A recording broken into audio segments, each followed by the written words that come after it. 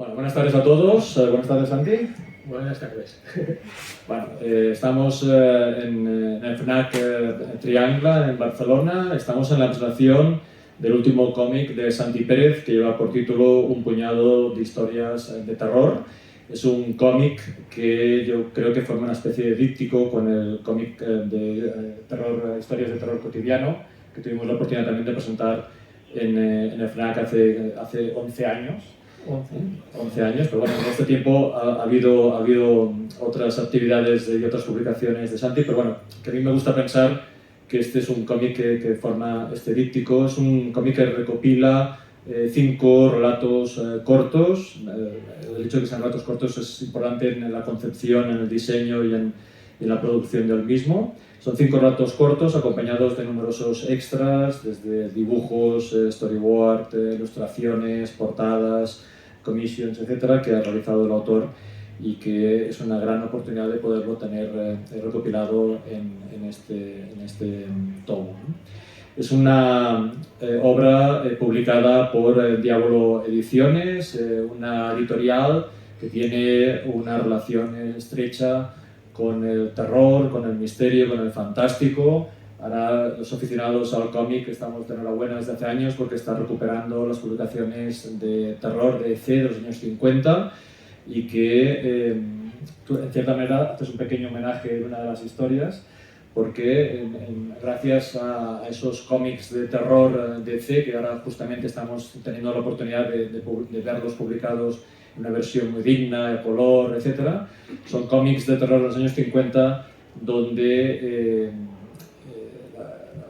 la sociedad llegó a decir, bueno, hubo un psicólogo, un experto, que a través de un libro que se llama La seducción del inocente decía que todos los males de la sociedad eran por culpa de que la gente joven, de que los chavales leían cómics, ¿no? Todos los asesinos, todos los ladrones, violadores, etcétera, lo eran porque habían leído de pequeño tebeos. Y tenéis una anécdota curiosa, y es que Ray Bradbury, cuando hizo su libro de Fahrenheit 451, él siempre explica que él se inspiró en quemas de libros para hacerlo, ¿no? Entonces yo pensaba, quemas de libros, digo, pues este tío, ¿a qué se refiere? ¿A los nazis? Entonces, esto me acuerdo que hace unos años busqué, digo, exactamente esas quemas que eran. Resulta que eran quemas en los años, a principios de los años 50, que eran quemas de cómics de terror, ¿no? De que Santi en los años 50 en Estados Unidos sería una especie de bruja que acabaría quemado en la hoguera. El cómic que estamos presentando hoy tiene una especie de presentación de Alberto Martínez Carcedo, que todos conocemos en las redes como Noviembre Nocturno, que es un referente para los aficionados en el ámbito del fantástico, especialmente de Lovecraft. Hay un párrafo que me parece muy interesante destacar que dice: y es por esto que me veo ahora en la tesitura de advertirte, querido lector, que tras contemplar los horrores que alberga esta obra, que tiene entre tus manos, anonadado, arrojado al oscuro y desolado delirio de la pérdida masiva de cordura, tan solo podrás exclamar: no sabía que un cómic podía hacer esto. Esta frase me parece muy significativa. Yo con Santi he tenido la oportunidad de hablar muchas veces y de presentar varias veces obras suyas. Siempre hemos hablado de la dificultad que supone plasmar el terror en el cómic, ¿no? La viñeta no tiene efectos especiales, la viñeta no tiene música, y por lo tanto la sensación de terror se consigue a través de la composición, a través del texto y a través de la imagen, y este es un claro ejemplo de cómo en esta obra de cómo puede llegar a sentir el lector esta sensación de desasosiego, de terror, de miedo y de sensación de cuerpo extraño. En algunas de las historias te queda un cuerpo un poco extraño. En esta obra tienes 2 historias con guionista. Hay una primera historia con guión de Manuel Mota, que se inspira a su vez en una obra de Fritz Lieber, que a su vez se inspira en Alicia de Lewis Carroll, y una segunda obra que es con el guión de Alex O'Gaya, y las otras 3 ya con guión y dibujo con autor completo, digamos, de Santi Pérez, que tendremos oportunidad de hablar de las 5, pero especialmente de estas 3. Hay que decir que Manuel Mota y Alex Ovalle son los coordinadores de la revista Chulo, que ya llevan unos cuantos, creo que llevan como 30 números, son bastantes números de una revista dedicada al terror en un país como el nuestro, donde las revistas han desaparecido prácticamente, y que también edita Diablo y que sirve para recopilar muchas veces estas historias. Y que yo siempre les estaré muy agradecido porque fueron los que me recuperaron. Te recuperaron al cómic. Para volver otra vez al cómic después de haber estado como 20 años sin dibujar, después de mis inicios en la revista. Pues queda aquí nuestro agradecimiento a los dos, a Manuel y a Alex, por pensar que podías poder reincorporarte y con el trabajo del relato corto. Pues relato, yo siempre, si me habéis escuchado o habéis venido a otras presentaciones, siempre digo lo mismo, es decir, la diferencia entre un cómic. Esta mañana me he leído una novela gráfica de 400 hojas y pensaba, esta tarde voy a presentar, ¿no?, historias de pocas hojas, ¿no? Es decir, entre la diferencia que esto pasa también con las películas y los cortos. Yo siempre digo que la diferencia principal es que en una película o una novela gráfica de 400 hojas se gana por puntos. Tienes una sensación que cuando acaba el libro dices, ostras, estoy contento de lo que he leído. En cambio, en un corto o en un relato corto, sea un cuento, sea un cómic, yo creo que se gana por KO. Se gana por KO. Una historia corta es muy difícil de desarrollar. Totalmente. Una historia corta es como un chiste bien contado. Exacto. Si no cuentas bien el chiste, no tiene gracia al final. Totalmente. Y es complicado, ¿no? Y es lo que tú dices, una historia larga, pues puedes ir contando las cosas más pausadas. En una historia corta tienes que comprimir toda la información y administrarla muy bien, y sobre todo las últimas viñetas. Totalmente. Bueno, de hecho, alguna vez habías comentado, no sé si ese es el caso, que se te ocurría al final, y a partir del final ibas hacia atrás intentando construir un discurso que fuera acompañando al lector hacia ese desenlace trágico, ¿no? Lo mismo que un chiste, tú ya cuando lo desarrollas tienes que saber ya el final y el resto de la historia vas tirando hacia atrás, y lo que vas haciendo es entretener al lector, hacerle que se pierda con ciertas cosas, dando la información pausada, pero para conducirle a esa viñeta final que le va a sorprender. Totalmente. Sí. Bueno, decíamos que son 5 relatos, pero son 5 relatos desarrollados a lo largo de 10 años y también con estilos diferentes y con temáticas diferentes. Aquí hay una mezcla de ciencia ficción, de fantasía, de terror clásico también de los años 50. Y en este caso no ha sido a propósito. Lo he centrado sin querer, y también con Alex Ovalle y con Manuel Mota, un poco la ciencia ficción, sí. Sin quererlo me he ido un poco por ese camino. Sí. Pero incluso, aunque digamos, yo creo que uno de los autores más destacados de la ciencia ficción es Lovecraft, que todo el mundo lo etiqueta de terror, y para mí es el inventor de las puertas, dimensionales, por ejemplo, ¿no? Y la posibilidad de que a partir de esas puertas nos lleguen bichos de todo tipo, etcétera, ¿no? También se puede intuir diferentes homenajes. El más claro, evidentemente, es el de Lewis Carroll, pero también al propio Lovecraft, digamos, con el libro, o a películas o historias, o ¿no? Sí, es que para mí Lovecraft es el inventor del terror actual. Lovecraft barniza todo la literatura, el cine de hoy en día. Sí. Y el que no lo ha leído lo desconoce, pero es así. Claro. Sí. Y en cualquier caso, cuando yo decía que este cómic parecía como si formase un díptico con el de historias cotidianas, aquí también hay historias cotidianas, ¿no? Incluso aunque estés en Marte, son historias cotidianas también, ¿no?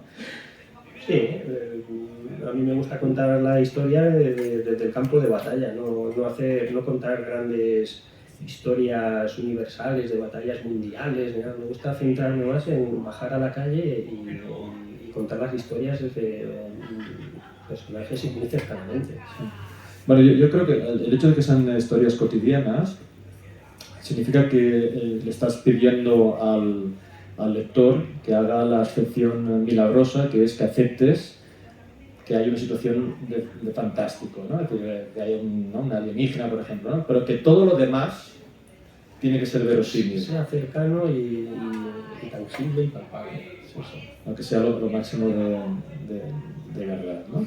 También en los extras podemos apreciar tu voluntad de trabajar de forma clásica a través del lápiz y a partir de ahí construir todo el trabajo, ¿no? Hemos hablado muchas veces de esta capacidad de la profesión de ir hacia lo digital y ir perdiendo los originales. Tú sigues todavía trabajando el lápiz. Ahora aquí en las imágenes que estamos viendo también momentos que tú estás dibujando con el lápiz.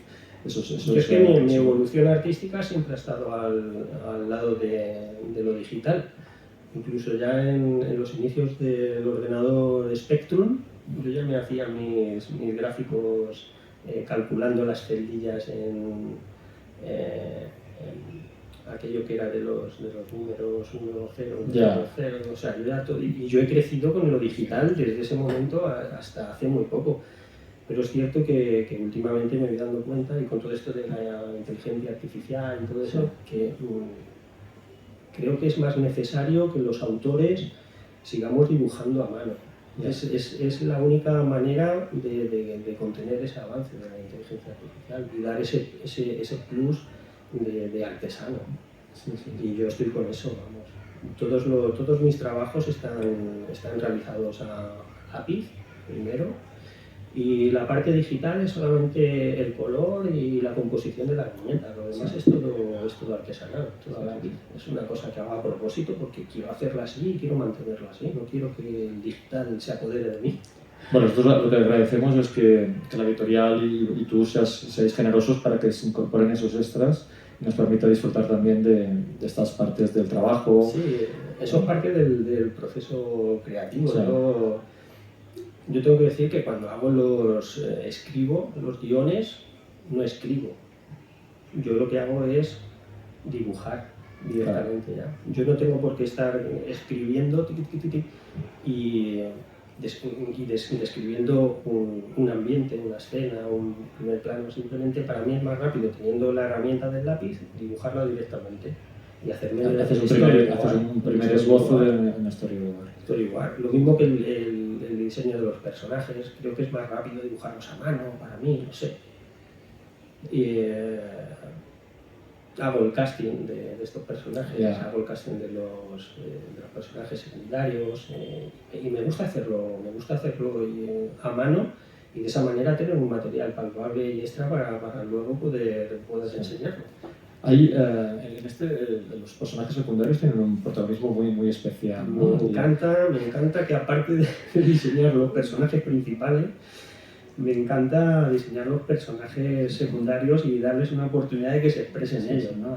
Pero, por ejemplo, en el último de Mirtamel, en el último la forma que van vestidos, la forma que están empeñados, la expresión corporal, lo que dicen. Aparte de los personajes principales, sí aparecen, no sé, Mossos de Escuadra, hablando chavales, como si fueran seres humanos, que los otros. Sí.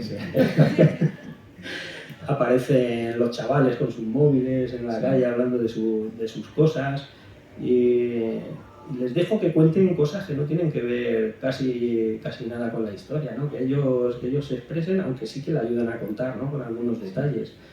O mismamente el encargado de la obra, donde Mirta encuentra aquel libro, ¿no? Sí. El tío se pone chulo solamente porque le han dado el permiso de estar ahí en la obra y le echa de muy malas maneras a la mujer y todo eso. Bueno, también pasa con los vecinos. Y me gusta, los vecinos igual. Que tienen una personalidad que digamos, solamente con la expresividad y con pocas viñetas. Y esos diálogos pues salen de ellos solos. Yo les dejo que se expresen. Sí. Bueno, por ejemplo, en este que estamos hablando, en esta historia última, también con guión tuyo, el narrador tiene un papel muy importante, evoca también a Lovecraft, la forma en que narra lo que está sucediendo, que no es exactamente en primera persona, pero está explicando exactamente lo que está pensando la protagonista, ¿no? Sí, sí, sí. Además, es que es un narrador, digamos, que en ciertos momentos de la historia se está dirigiendo a nosotros Sí. y en ciertos momentos, en otros, pues habla directamente con Mirta, con la protagonista, y va Sí. cambiando. Esto evoca el cuento de los sueños de la casa de la bruja de Lovecraft, que se hace algo similar, en la que el narrador va interactuando con el lector y va interactuando con el protagonista y te da esta sensación. A mí me parece también muy acertado porque te vas situando en el discurso, ¿no? De hecho, cuando empieza el relato no aparece la protagonista hasta el cabo de varias hojas. Porque vas preparando al lector para lo que se va a ir encontrando, que en este caso lo que se va a encontrar va a ser... Claro, es una historia que voy, bueno, soltando la información muy poco a poco, muy poquito a poquito, mostrando los escenarios, que en este caso es la ciudad de Rubí. Lo mismo que hay una historia que la sitúe en Arkansas, por ejemplo, pues esa vez me ha dado por hacerlo, lo que tú dices, el terror cotidiano, ¿no? Sí. De hacerlo en un sitio cercano a donde vivo. Y nada, en esta historia, pues sí, pues voy contando poco a poco, soltando la información muy despacito, desgranándola, haciendo regresiones en el tiempo, del presente, al pasado, y al final, pues todo lo que voy relatando va confluyendo hasta ese final que algunos ya conocemos. Sí, es el desenlace final, ¿no? Hablamos de Rubí, también de esta historia, porque hay un uso del objetivo de la cámara diferente en esta historia, ¿no? Ahí juegas con las perspectivas y con el angular para que, ¿no?, las escenas exteriores sean como más, creas más tensión, y las escenas interiores también, ¿no? Hace que sea más claustrofóbico, ¿no? Sí, bueno, pero esto no solamente lo hago en esta historia, siempre intento buscar un ángulo de cámara en cualquiera de las historias un poco sin perder la narración, pero que sea un poquito más espectacular, ¿no? Sí. Bajo la cámara a nivel del suelo, sí. Hago contrapicados muy espectaculares, como cuando se inicia la historia, que se ve a todos los personajes como si lo viéramos desde el dron, que ahora está muy de moda, ¿no? Que hagamos imágenes con el dron. Sí. Y eso yo creo que lo he hecho siempre en todas las historias, buscar un punto de vista siempre que no perjudique a la narración, claro. Sí, sí, sí.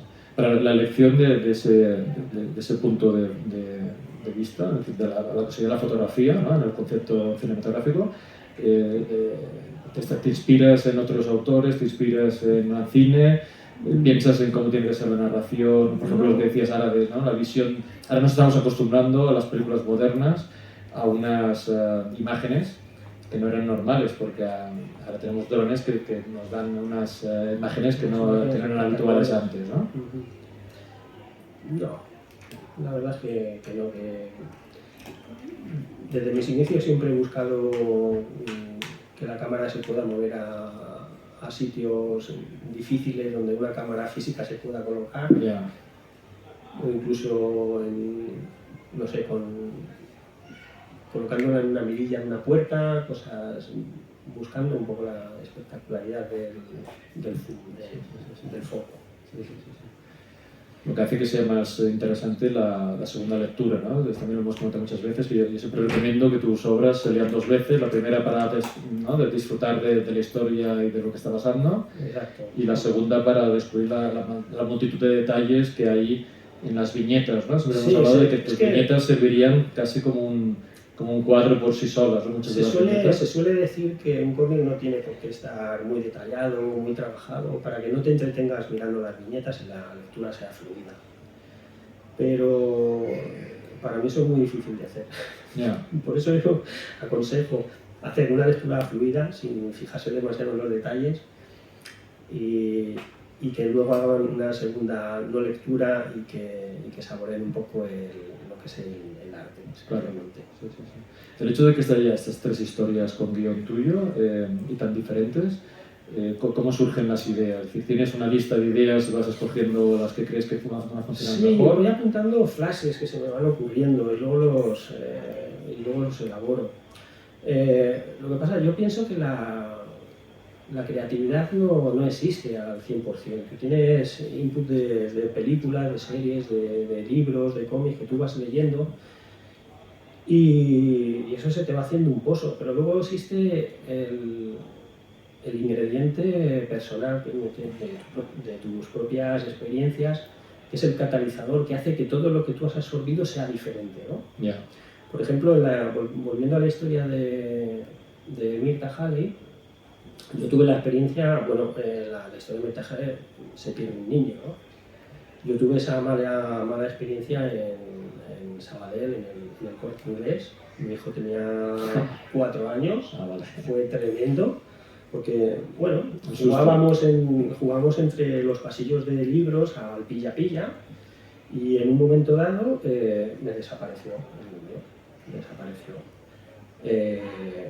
claro, tú empiezas a ponerte nervioso, empiezas a llamarle, de repente ves que la escalera mecánica está a 10 metros, la puerta de salida del Corte Inglés está a 15 metros y ya pierdes las composturas, empiezas a llamarle a gritos.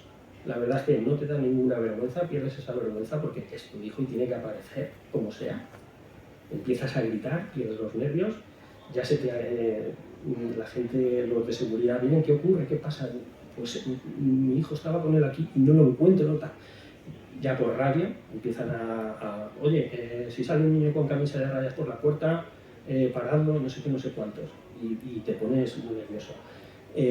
Bueno, luego ya me lo trajo una señora de la mano y él no se había enterado de nada, él seguía jugando tranquilamente y yo, bueno, pues exploté a llorar porque fue una experiencia. Bueno, que decíamos el terror cotidiano, ¿no? El terror cotidiano es esto, ¿no? Y bueno, físicamente me hice unos tirones musculares que no me di cuenta a causa de la adrenalina. De la tensión. Y entonces ya cuando lo encontré me empezó a doler y hostia, me he roto los gemelos, de correr por los pasillos y tal. Y esa experiencia es la que he aplicado a la historia de Mirta Halley, ¿no? La pérdida de un niño, eso es tremendo, eso es una cosa que no sé si a alguien le ha pasado. Sí, bueno, todo lo que le ha pasado, sí. Es tremendo. Yo lo perdí en el Fórum de las Culturas, también con 4 años y eso allí fue terrible. Claro, entonces, claro, si ves esta historia y ves esto, pues te llega más. Y esas son las cosas pues, que voy aplicando a las historias, aparte de los inputs que te digo Bueno, también, la historia anterior, la historia anterior, también hay un aborto, que al final son esas cosas que te hacen sentir esta sensación. Esta historia, bueno, habla un poco de la atracción maternal, por ejemplo, que es cierto que los hombres, pues nos pongamos como nos pongamos, nunca vamos a tener esa experiencia, ¿no? De vida, de haber tenido un ser dentro, jamás lo vamos a entender. Entonces esta historia trata un poco de que el hombre no lo entiende, ese magnetismo hacia el hijo. Y no comprendemos. Por mucho que nos pongamos hoy en día y tal, para mí es imposible. Pero con el paso del tiempo sí que lo comprendemos. La historia trata un poco de esto. Está camuflada, tiene una segunda lectura, que es lo que me gusta a mí cuando creo estas historias. Totalmente. Porque se puede tomar como una historia de ciencia ficción plana, pero si rascas un poquito... más clásica, digamos, años 50... Sí, además es una historia muy Wood Jones. Puede ser radiación atómica, puede ser extraterrestres, puede ser... Sí, cada uno se puede meter en el protagonista que él quiera. Tenemos una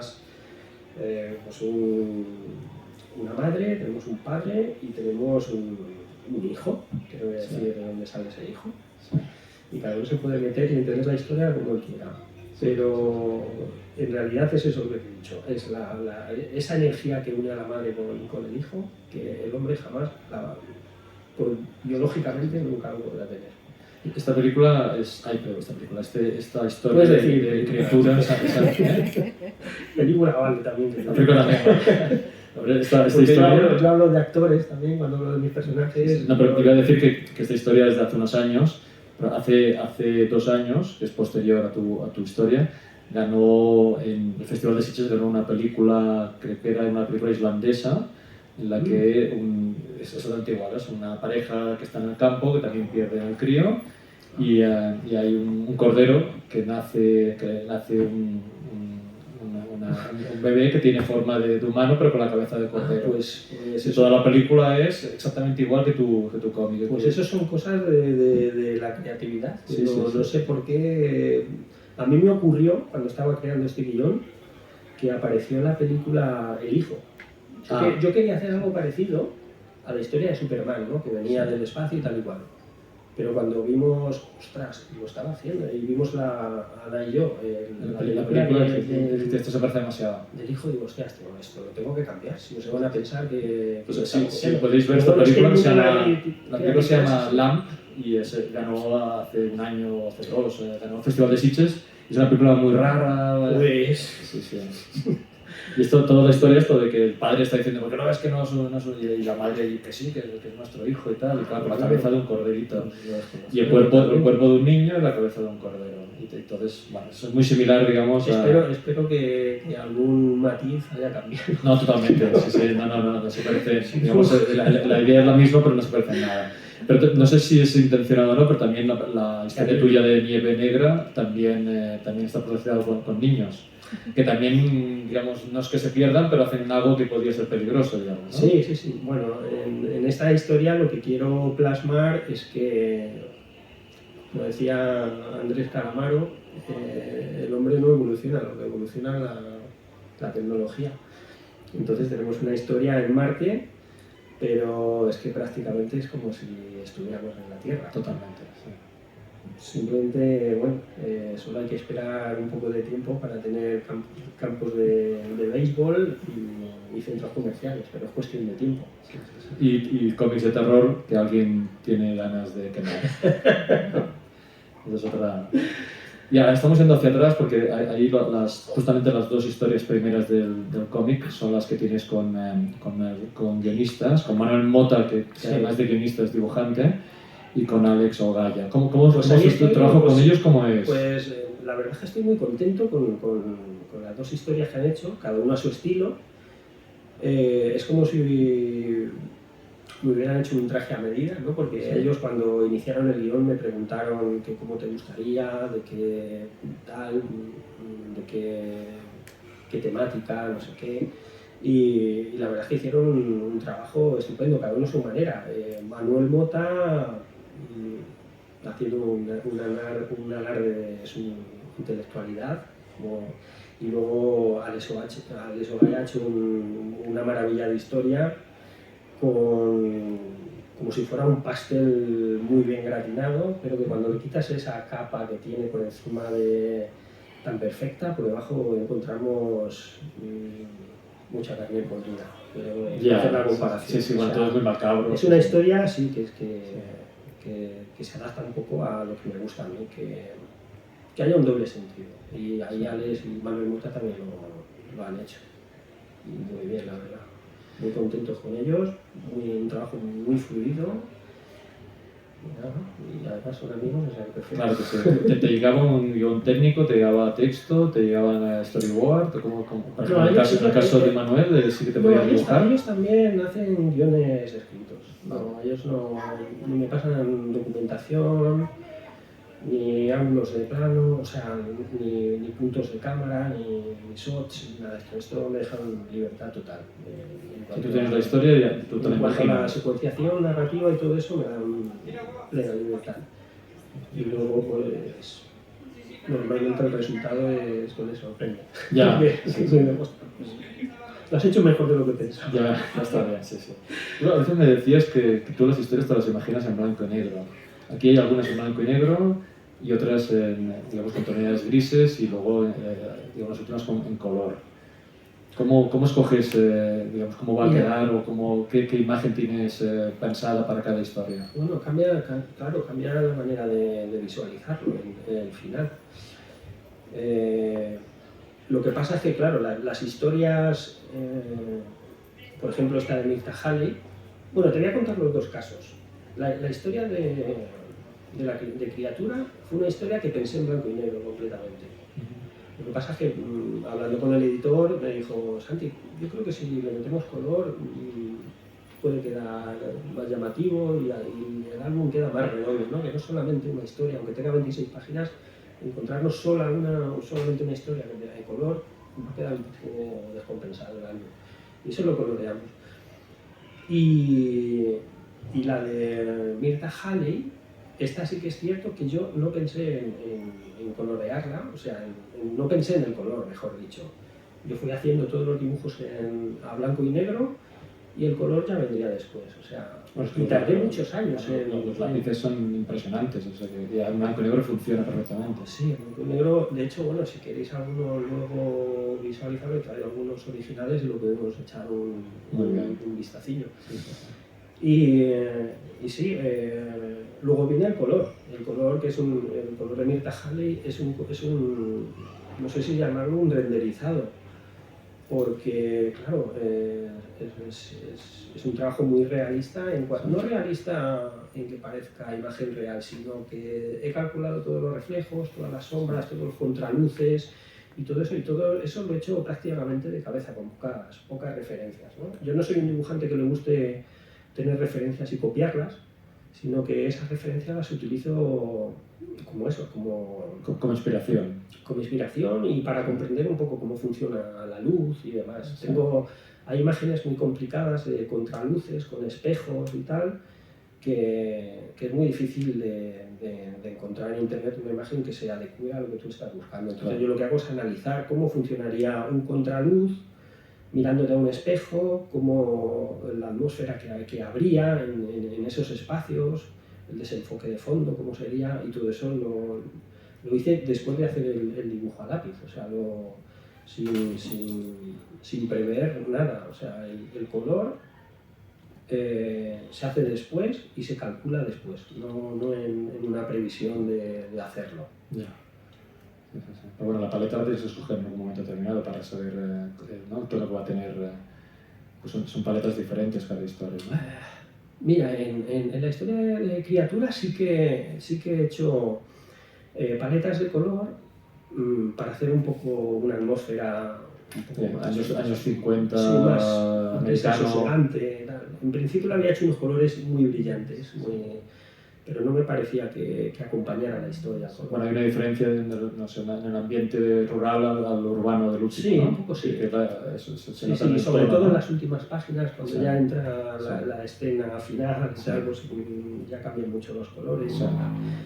Pero Mirta Halley ha empleado lo que me pedía la historia, ¿no? Si era una noche, si era un día, si era un atardecer, si era un interior con luces desasosegantes y todo eso, era lo que me iba pidiendo la historia. Ahí no he querido hacer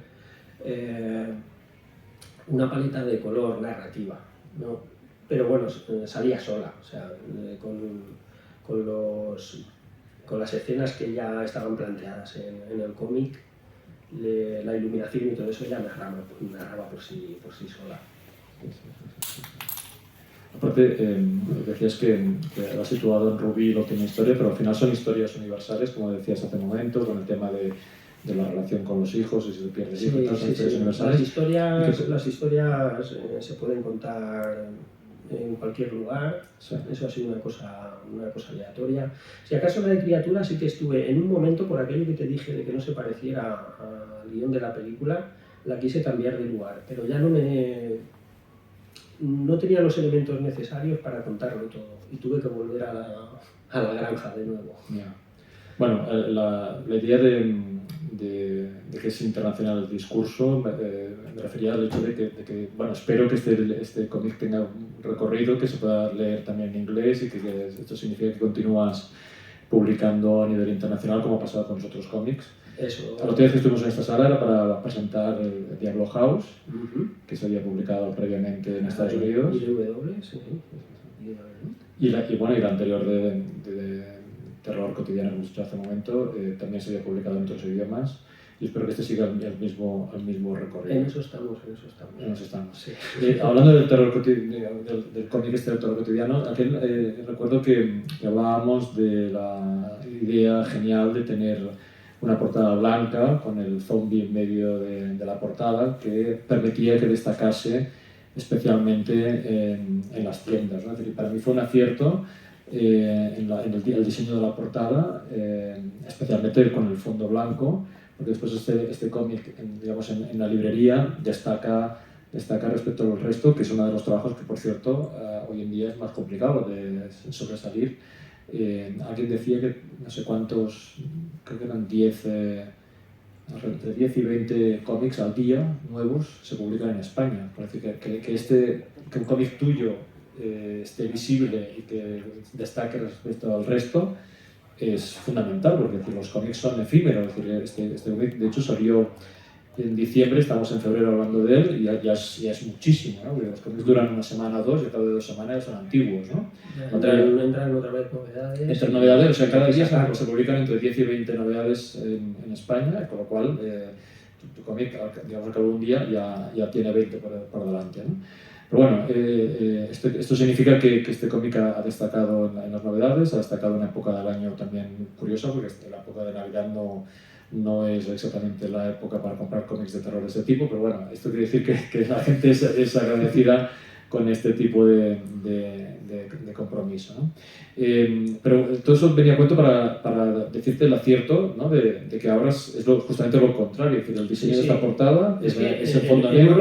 En un principio, la idea era sacar varios Horror Visions segunda parte, pero al final lo descartamos completamente. Entonces ha sido un cambio completo, o sea, si la anterior era blanca, esta portada va a ser negra, o sea, no tiene que ver nada, es un libro aparte. Eso sí, el tamaño, el formato, el acabado mate y todo eso los puedes colocar juntitos. Sí, yo lo he hecho, queda fantástico. Sí. Pero bueno, escoges esta, casi que es una viñeta del interior, muy tremenda, ¿no? Porque es un primer plano de una criatura extraña, que puede ser una especie de alienígena, dinosaurio, etc. Y se vislumbra una silueta, que luego dentro ya sabemos quiénes son, porque aquí no sabemos bien lo que es, ¿no? ¿Qué te hace escoger esto? Es que, bueno, me consta que hubo discusión, ¿no? Sí, es que la historia de Criatura, que fue una historia que hice para completar el álbum, ¿no? Una vez terminado, yo cuando terminé Mirta Halley ya quería presentar todas las historias, pero esta, la de Criatura, fue una que hice adicionalmente, la quería hacer pequeña, con un estilo mucho más relajado, ¿no? Porque había sufrido muchísimo terminando, bueno, se lo he comentado a muchos compañeros profesionales que están hoy aquí, que estaba de hace muchos meses o incluso años que estaba liado con ella, y yo les comentaba que estaba muy agobiado dibujando, que era muy estresante, ¿no? De calcular y pintar y las luces y tal. Entonces quise hacer la historia de Criatura para relajarme un poco, ¿no? Para hacerlo. Y casi de relleno, ¿no? Pero al final, para mí, yo no sé, para mí es mi favorita, y le quise dar la importancia en la portada. Para mí es una historia que me gustó mucho una vez terminada. Tú sabes que, bueno, cuando estás trabajando, pues no te das cuenta de lo que significa la historia. Una vez que haces una lectura final y un repaso, es cuando, supongo que en el cine pasará lo mismo, cuando se hace el montaje, ya le puedes dar un sentido u otro. Pues esto me pasó lo mismo. Una vez terminada la historia y haciendo una lectura total, me sorprendió, me gustó, me hizo muchísima gracia, porque la hice en serio, pero tiene algunas situaciones que me sacan la sonrisa, de verdad, y me parece, para mí es mi favorita, y por eso la quise. Bueno, tiene el tono de humor macabro, ¿no? Sí, es un poco de humor macabro, pero ya te digo, no es premeditado, no he hecho apuesta a ese humor.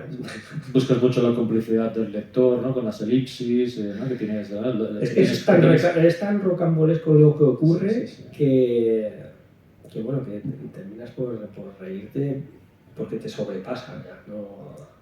Aunque la historia es seria, te sobrepasan las situaciones.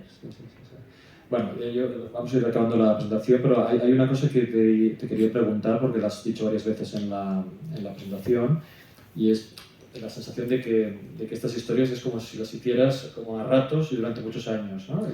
Claro. Explica un poco esta forma de realizar estos relatos cortos. Algunos están pensados por la revista Chulu y luego, digamos, se publican primero allí. Explica cómo se va desarrollando esto a lo largo de los años, porque al final son muchos años, ¿no? Tienes Diablo House también por en medio, ¿no? Claro, bueno, como mi actividad, digamos, profesional no es exactamente el cómic, pues es cuando tengo un hueco en mi vida, pues es lo que me apasiona. Y por las circunstancias, pues claro, cada historia están separadas temporalmente por incluso meses. Alguno que no... Yo sigo dibujando en 1000 libretas y todo eso, pero a nivel de cómic tengo que dejarlo y lo cojo cuando pueda, ¿no? Y quizá por eso cada una tenga su estilo y su manera en la que la he terminado. Más que nada es por eso. Aparte de que yo no considero que tenga un estilo fijo de hacer los cómics. Lo he pensado cuando lo he vuelto a releer esta tarde, el hecho de que cada página tiene un estilo diferente, o sea, cada historia tiene un estilo diferente, pero en cambio se te identifica fácilmente que eres tú el que lo ha hecho. Sí, es una cosa muy curiosa. Eso es como reconocer tu trazo. Que cambio de técnica y demás, sí, pero se reconoce que eres sigue tú. reconociendo. Sí, eso está muy bien. Bueno, eso quiere decir que tienes está bien, eso quiere decir que tengo un estilo propio y ya no se puede decir que soy un copión de Bernie Mason o de Conan. Totalmente, sí. Bueno, esto es lo que te preguntábamos hace 10 años y ahora le preguntamos a los otros autores si te copian a ti. Ha ido cambiando el discurso. Pues a mí me parece perfecto que me copien. Claro, yo sé que se empieza así y luego poco a poco va apareciendo tu estilo personal sin darte cuenta. Bueno, en cualquier caso, esta conversación creo que es importante es que la gente se dé cuenta de la dedicación que requiere este tipo de trabajo, el esfuerzo que implica, los años que hay detrás y el esfuerzo también financiero que supone para todos, para el autor, para la editorial y para todos, que al final son, digamos, ese es dinero a futuro, ¿no? Es decir, que tú vas trabajando y a lo mejor dentro de 4 años cobras algo por esa historia, ¿no? Con lo cual es un esfuerzo, lo digo porque es un discurso que es el que está ahora encima de la mesa, el tema de la retribución de los autores. Este es un ejemplo de que hay un esfuerzo continuado durante mucho tiempo y que se puede hacer porque tienes otra actividad principal, que puede ser la animación, la ilustración, etc. Y esto te permite que a ratos acabes haciendo este tipo de historias. Entre trabajo y trabajo, que son los que financian estas cosas. Sí. Está claro. Bueno, pues nosotros nos congratulamos de que tengas este tiempo libre para descansar y que sea dibujando. Descanso activo. Exacto, y que veamos en el futuro más presentaciones y más actividades. Que no sé si te puedo preguntar o mejor que no. O... De momento no. De momento mejor. He acabado Ahora aprovechar la oportunidad. Vamos a relajar la mente, a ver qué nuevas ideas llegan, pero vamos... me pondré las pilas para que no pasen otros 10 años y hacerlo publicar antes, claro, antes. Espero que estas nuevas ideas no te pillen durmiendo, que sean pesadillas, porque haciendo... O mejor, que me pongan durmiendo y que sean pesadillas. Que sean pesadillas, vale. Eso sí, espero no tener experiencias en la vida que me hagan adaptarlas a los cómics. Prefiero que sean inventadas. Claro que sí. ¿Tienes algún comentario que quieres hacer, alguna cosa que hayamos dicho a lo largo de la presentación? Bueno, el formato yo creo que está muy chulo. A mí me gustaría destacar que las historias en blanco y negro están impresas en cuatricomía. Es una cosa que yo no sé si el propio editor se ha dado cuenta, yo creo que sí. Pero se gana muchísimo porque los grises conservan todos los matices. Aunque sea en blanco y negro, o sea, el hecho de no pasar a escala de grises un documento hace que se queme mucho la imagen y en este álbum todo está impreso en cuatricomía, con lo cual tenemos una maravilla de impresión. Y con calidad de papel muy buena también. El papel es fenomenal, es un gramaje muy bueno, sí. La imprenta ha hecho un trabajo excelente y lo que es el formato físico del libro ha quedado genial desde mi punto de vista. Muy bien. ¿Tienes algún último comentario, alguna cosa? ¿No? Este, Pues oye, un placer hablar contigo como siempre y agradecerte esta generosidad que tienes de poder explicar tu forma de trabajar, también en la propia obra, explicando pues, con los esquemas, con los bocetos, con los storyboards, pues cómo te inspiras y cómo desarrollas, cómo diseñas los personajes y también con tus textos, ¿no? Nada más agradecer a la editorial de este tipo de iniciativas que haga con este cariño, también como dices tú, con este acabado, y esperar que tenga suficiente aceptación para que de pie a que podamos continuar viendo obras de este tipo en el futuro. Así que nada, muchísimas gracias, Santi, y muchísimas gracias también a todos vosotros por acompañarnos. Muchas gracias, hasta la próxima. Muchas gracias. Gracias.